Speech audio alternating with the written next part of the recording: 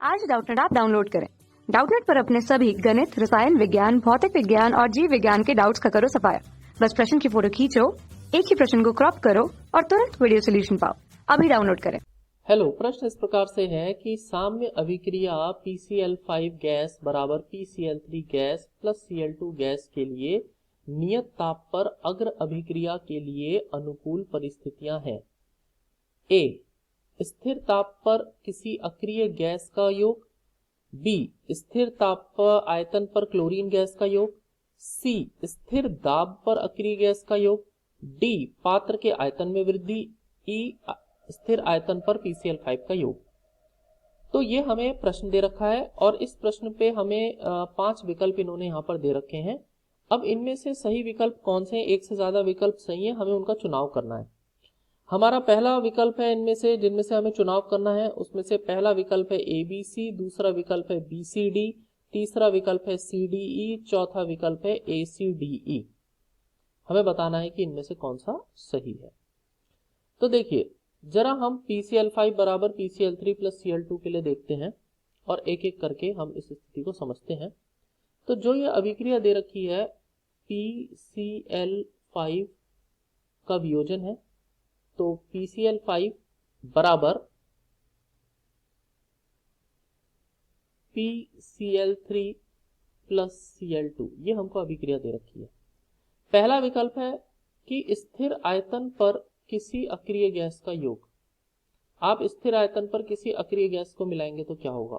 तो देखिए, स्थिर आयतन पर अक्रिय गैस मिलाने पर साम्य पर कोई प्रभाव नहीं पड़ता, तो इसीलिए अग्र अभिक्रिया के लिए ये एक अनुकूल परिस्थिति नहीं है। तो इसका मतलब ये तो लागू नहीं होता। दूसरा, स्थिर आयतन पर क्लोरीन गैस का उपयोग। स्थिर आयतन पर यदि आप क्लोरीन गैस डाल देंगे तो यहाँ पे उत्पाद की मात्रा बढ़ जाएगी। क्लोरीन गैस को बढ़ाने पर उत्पाद की मात्रा बढ़ जाएगी और ला शातेली नियम के अनुसार अभिक्रिया जो है वो पश्च दिशा में चलने लगेगी ज्यादा, तो अग्र अभिक्रिया प्रेरित नहीं होगी। तो इसका मतलब अग्र अभिक्रिया के लिए ये भी सही स्थिति नहीं है, ये भी सही स्थिति नहीं है। तीसरा, स्थिर दाब पर अक्रिय गैस का योग।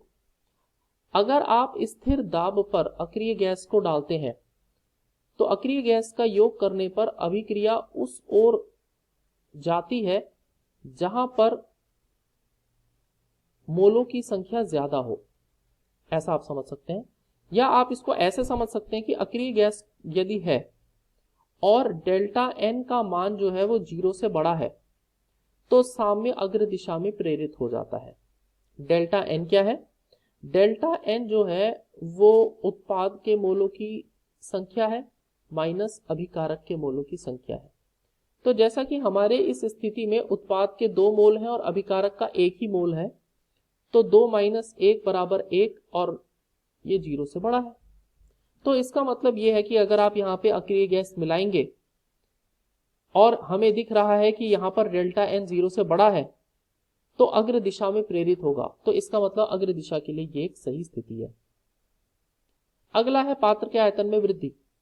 जब भी आप आयतन को बढ़ाते हैं तो आयतन को बढ़ाने के समय पर सांद्रता कम हो जाती है, यानी कि मोलों की संख्या प्रति एकांक आयतन जो है वो कम हो जाती है।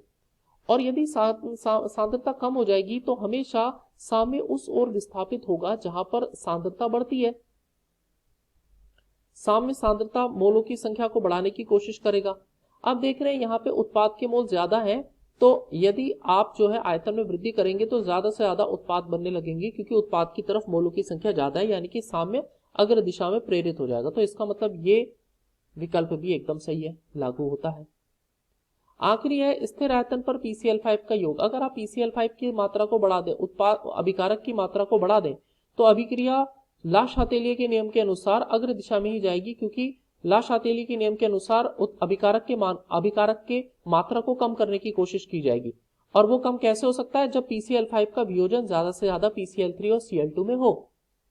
तो इसका मतलब ये हुआ कि स्थिर आयतन पर PCl5 को बनाने पर भी अभिक्रिया अग्र दिशा की ओर प्रेरित होगी। इसका मतलब हमारे सही विकल्प है C, D और E। और यदि हम अपने विकल्पों में देखें तो C, D, E और E तीसरा विकल्प है, यानी कि यही हमारे इस प्रश्न का सही उत्तर निकल के आ रहा है। आशा करते हैं आपको समझ में आ गया होगा। धन्यवाद। कक्षा 6वीं से 12वीं से लेकर नीट, IIT, JEE वो एडवांस के लेवल तक 1 करोड़ से ज्यादा छात्रों का भरोसा। आज ही डाउनलोड करें डाउटनेट ऐप या व्हाट्सएप करें अपने सारे डाउट्स 8400 400 400 पर।